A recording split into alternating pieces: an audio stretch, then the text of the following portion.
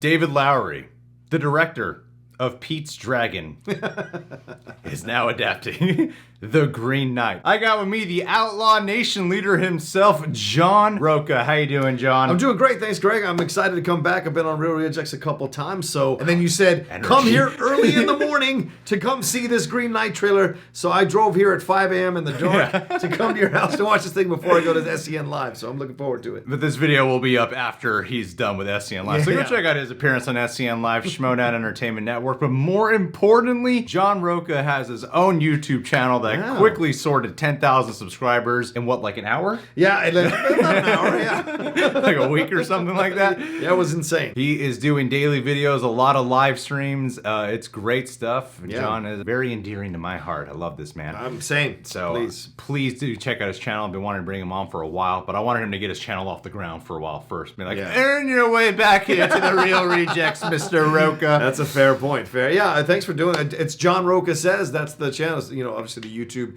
address there. But yeah, I cover the entertainment, got pro wrestling stuff, got my live streams in the morning, movie reviews, trailer reactions, the whole nine. It's all in there. And sports stuff as well on the side that I'm starting to do now as well. So there's going to be a lot of stuff coming down the pike, even more so. Not interested in the movie stuff, but sports and wrestling is all me, baby. All over it. All right, let's watch this. Let's do this, man.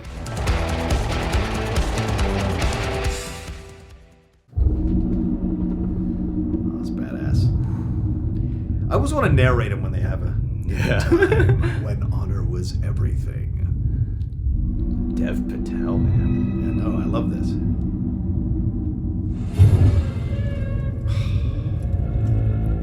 A24 loves setting people on fire. Gosh. It's kind of a big deal.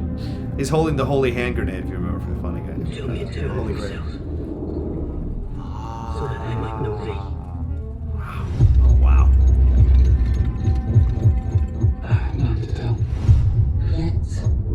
None to tell yet. It's totally Guinevere. Wow. I fear I'm not meant for greatness. No fear. Alicia Vikander, Fear can be a gift.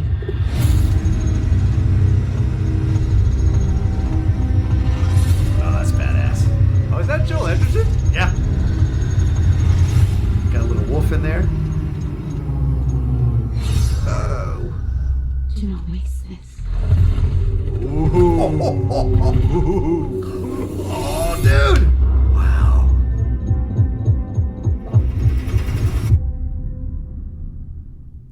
Oh!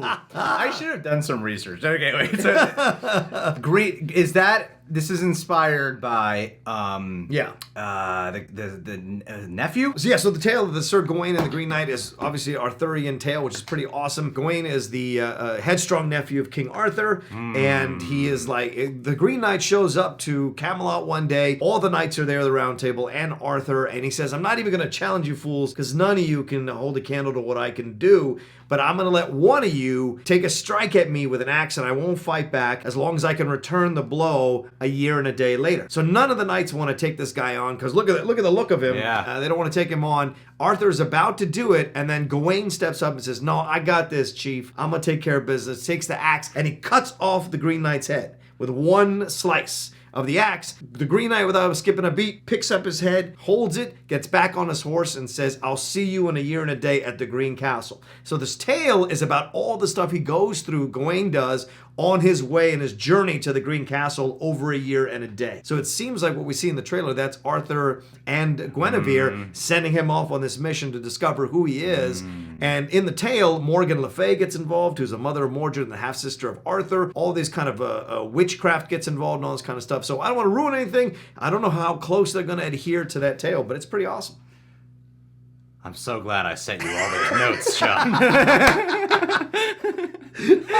I'm big into the Arthur stuff, man. Literally would not know what I would do in this video without you here. I would have had to pause and go, all right, let's make a jump cut here and look up some information. You said Guinevere, and then suddenly I saw the Green Knight title, and I'm like, oh yeah, I'm vaguely reminiscent of this tale. What I can say is, first off, this feels like pure A24. Yeah. like 100%. That deliberate pacing, that ominous sort of oppressive, horror, menacing tone underlying throughout the whole thing. Yeah. The cinematography. Every A24 movie feels like Hereditary. Yeah, I know, right? They all have that.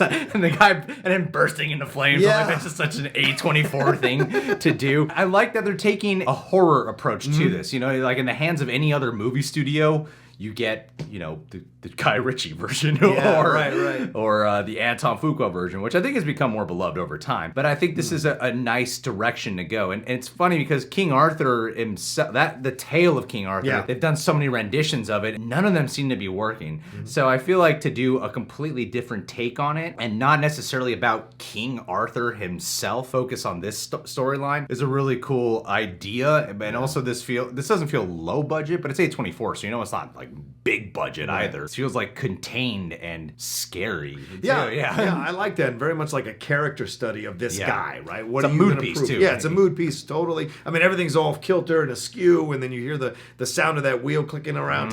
What is that going to signify? And of course, that opening intro with, in essence, like a halo that you see in those old paintings. Yeah. With halos. Yeah. And then his very head medieval. Very medieval. And his head bursts on fire, which is, of course, a reference to the head getting chopped off. And we see that in the puppet show. Of course, I know. That's what I thought. Yeah, of course. I'm right there with you. Yeah, all of that stuff. But I like it. It's like, it's dark. It's like going like into the horror elements, like you said, and we don't know what's going to happen. Plus, I love this idea of the colorblind casting. This is an Indian guy. Yeah. You know, Dev Patel playing the nephew of King Arthur. You know, and that's the actor from the James Bond Last series. Airbender. Oh. Yeah, and Last Airbender. Sure. Oh no, you mean Dev Patel? Right. But the guy playing King Arthur, and then the guy. I was trying to just insert my Airbender joke throughout this whole video, and I just couldn't find a good timing, and I totally messed it up. I took a breath. You're like, I was like, on here, and he moved on to another point. Darn it! Yeah.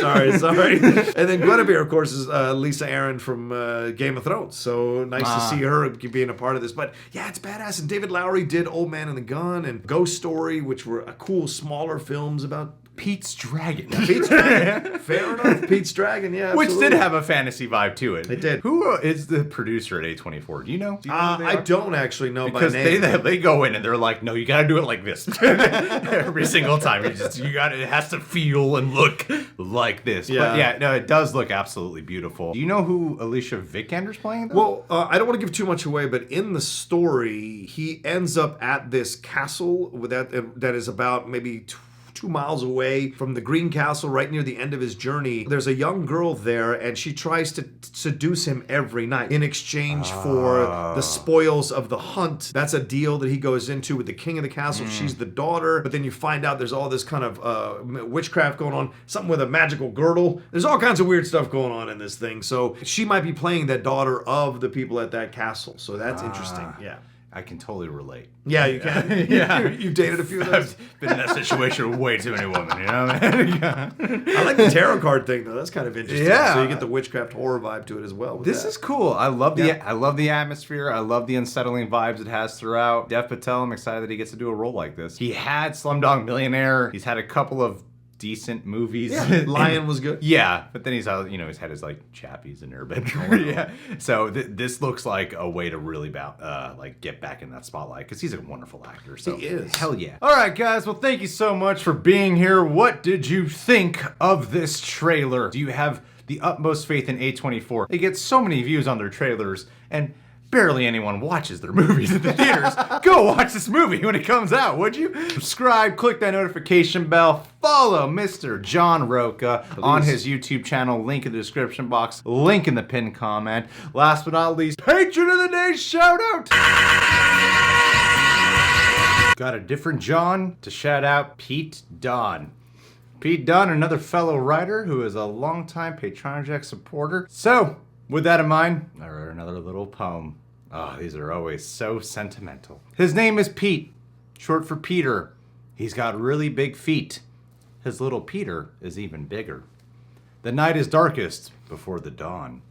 His parents consider him to be the greatest of their spawn. Peter is also the name of a man with the last name Griffin. But Peter Don writes his own successful fan fiction. He's a longtime supporter of the Real Rejects. He will forever have my respect.